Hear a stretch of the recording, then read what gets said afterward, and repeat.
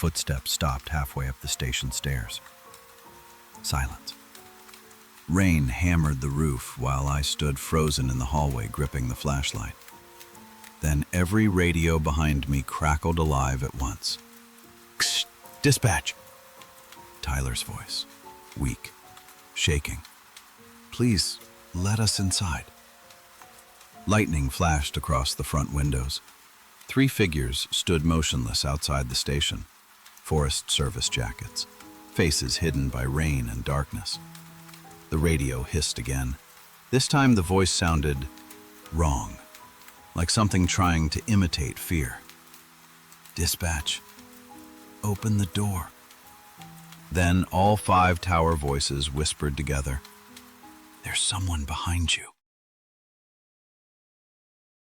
I didn't move. The radios kept hissing behind me while thunder shook the station windows hard enough to rattle the glass. Outside, the 3 figures still stood motionless in the rain, watching, waiting. Then one of them slowly lifted an arm and knocked against the front door. 3 soft knocks. My body locked up instantly, because the sound hadn't come from outside. It came from deeper inside the station. Another knock echoed through the hallway behind me. I spun around, flashlight shaking in my hand. The corridor was empty. But somewhere beneath the floorboards, something moved. A long scraping sound dragged slowly underneath the station. The radios exploded with static again. Then Juniper Watch came through clearly. Do not leave the control room.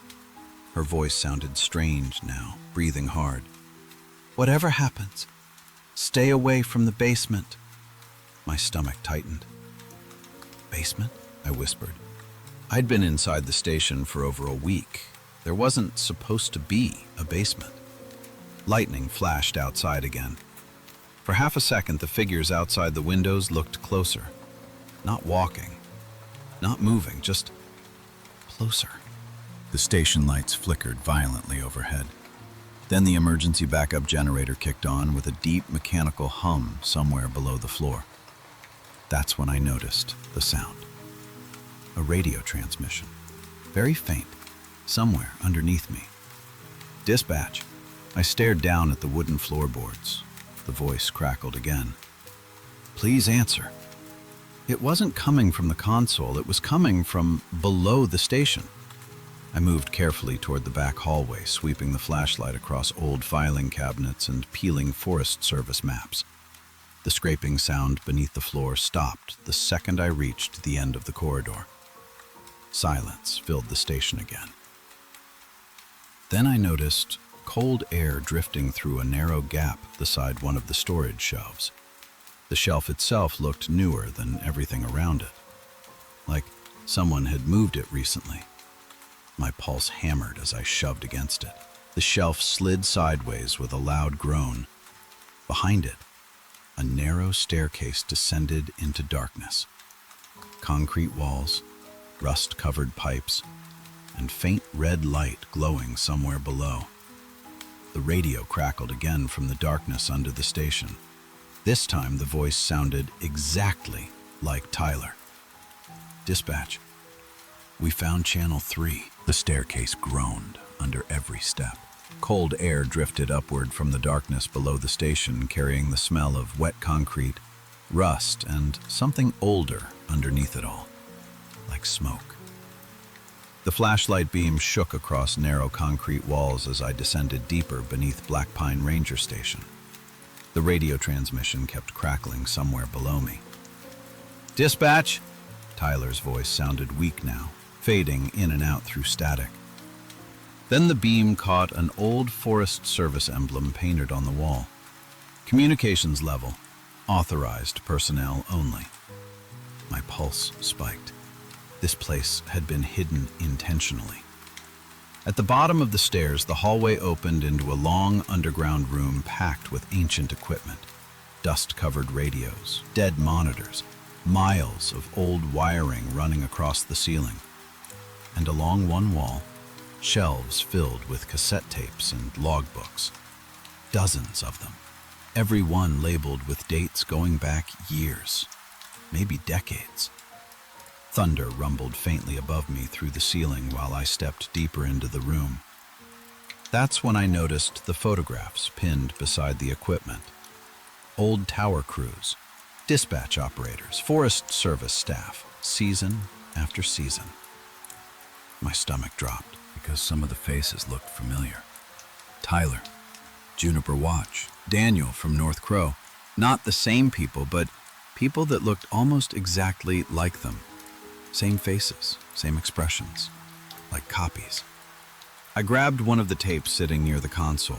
The label read, July 24th, final transmission.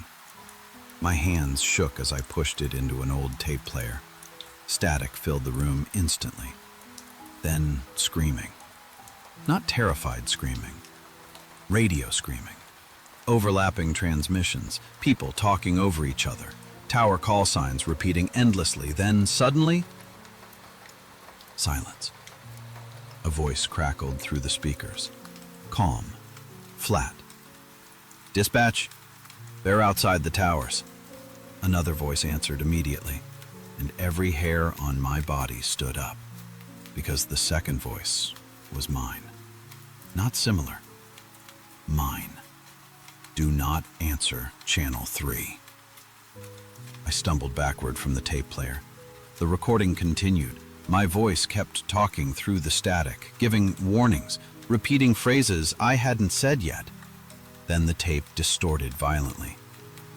Shh. And through the noise, something whispered directly beside me in the darkness. Too late. The whisper came from directly behind me. Too late. I spun so fast the flashlight slipped from my hand and clattered across the concrete floor.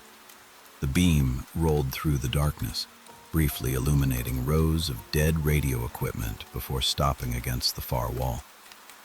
Nobody there. But the tape player was still running. Static hissed softly through the underground room. Then my own voice crackled through the speakers again. Do not let them inside the station. The recording timestamp caught my eye. July 24th, 11 years ago. My chest tightened. That was impossible. The radios upstairs suddenly erupted with static loud enough to echo through the ceiling. Shh! Then Tyler screamed. Not through the tape. Live. Dispatch! I lunged for the basement radio console and grabbed the microphone. Tyler! Heavy breathing crackled through the speakers. Rain, wind, metal creaking somewhere in the background. Then Tyler whispered, They're climbing the tower. My pulse hammered instantly. Who's climbing? No answer, only static. Then slowly, another voice interrupted him. Same voice, same cadence. Dispatch. 2 Tylers. One terrified, one calm. They're already here. The basement lights flickered violently overhead. Then every radio in the underground room activated at once. 5 tower frequencies, all live, all overlapping. Granite Peak, Black Ridge, Echo Valley, North Crow, Juniper Watch, every lookout speaking at the same time. But none of them made sense anymore. Fragments, repeated phrases, warnings. Outside the glass. Don't look at them. It copied my voice. I backed away from the console as the transmissions spiraled into chaos. Then suddenly, everything cut silent. The underground room went completely dark. Only the red emergency lights remained glowing faintly overhead. And in that dim red light, I noticed movement on one of the old security monitors across the room. Static rolled across the screen, then stabilized. North Crow Lookout Tower appeared on the monitor. Empty, rain slamming against the windows. The tower beacon blinking weakly through the storm. Then a figure slowly stepped into view outside the tower. Forest Service jacket, face hidden in darkness. The figure looked directly into the camera and smiled. At that exact moment, someone began climbing the basement stairs behind me. Slow, heavy, clang, clang, clang. Not boots on wood anymore. Boots on metal. The footsteps stopped outside the basement door. Silence swallowed the underground room again, except for the soft hiss of static bleeding from dozens of dead radios. I backed slowly away from the stairs, keeping my eyes locked on the darkness above them. Then Tyler's voice crackled through the console again. Only now, it sounded calm. Too calm. "Dispatch," he whispered. "Don't turn around."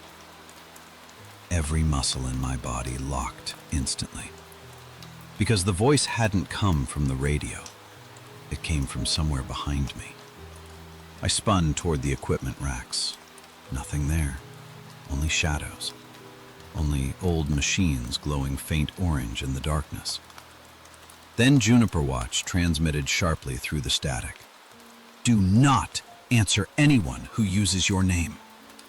Her breathing sounded frantic now, like she was running. "There are copies outside the towers." The underground monitors flickered alive beside me. 5 camera feeds appeared at once. Every tower, every lookout station. All empty. Rain hammered the catwalks while lightning flashed across the mountains. Then movement appeared outside Granite Peak. A figure stepped into view beside the tower window. Forest Service jacket, flashlight. Tyler. Except Tyler was still talking through the radio. I stared at the monitor as the figure outside the tower slowly tilted its head toward the camera and smiled. The real Tyler suddenly screamed through the radio. "That isn't me!" The basement lights flickered violently overhead. Then another voice answered him immediately, perfectly identical. "That isn't me." My stomach turned cold. The radios had stopped copying phrases. Now they were copying people. Juniper Watch's voice returned through heavy static. "They learn us through the transmissions," she said. "The longer they listen, the better the copies become." A loud bang shook the basement door upstairs. Then another. The thing outside the door spoke softly, using my voice. "Caleb." I froze. The imitation continued. "It's okay. Open the door."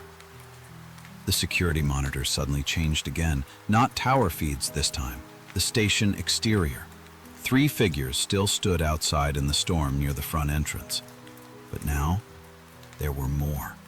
At least a dozen shapes surrounding Black Pine Ranger Station, all wearing Forest Service jackets, all standing perfectly still.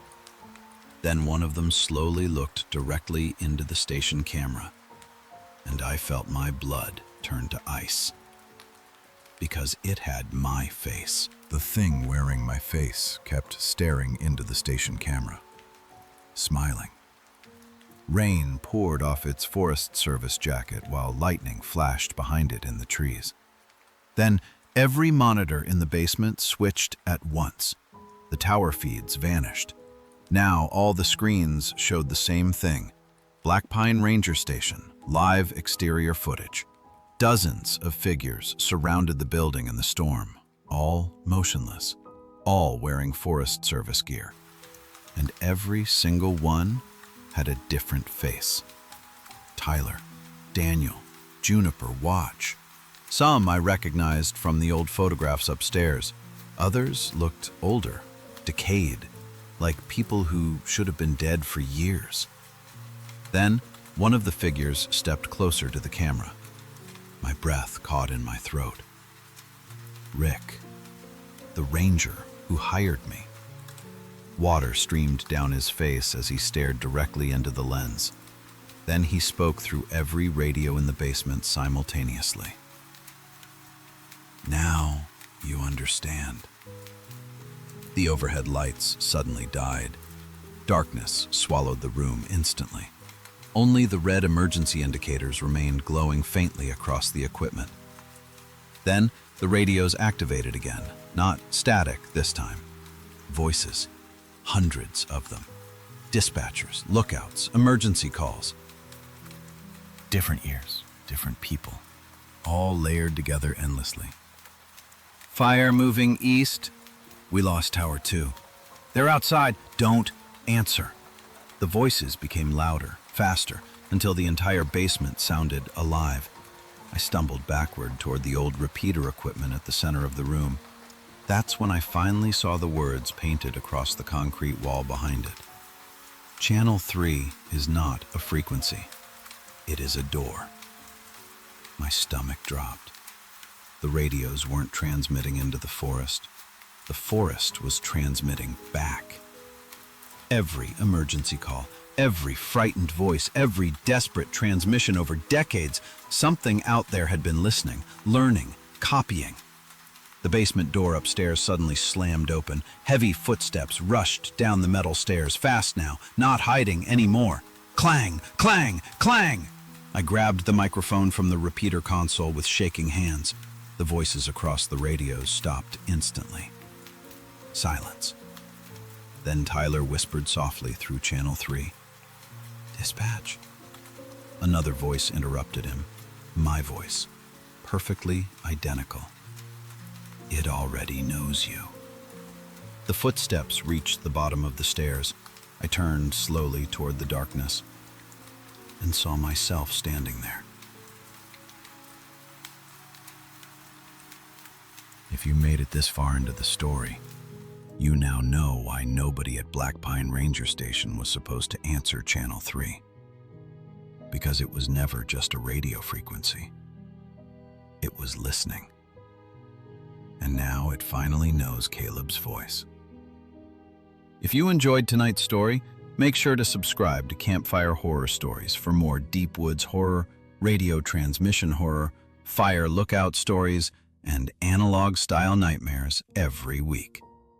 And let me know down in the comments, if you were trapped inside Black Pine Ranger Station, would you have opened the basement door?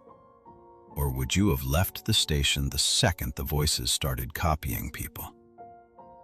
And one last thing before you go.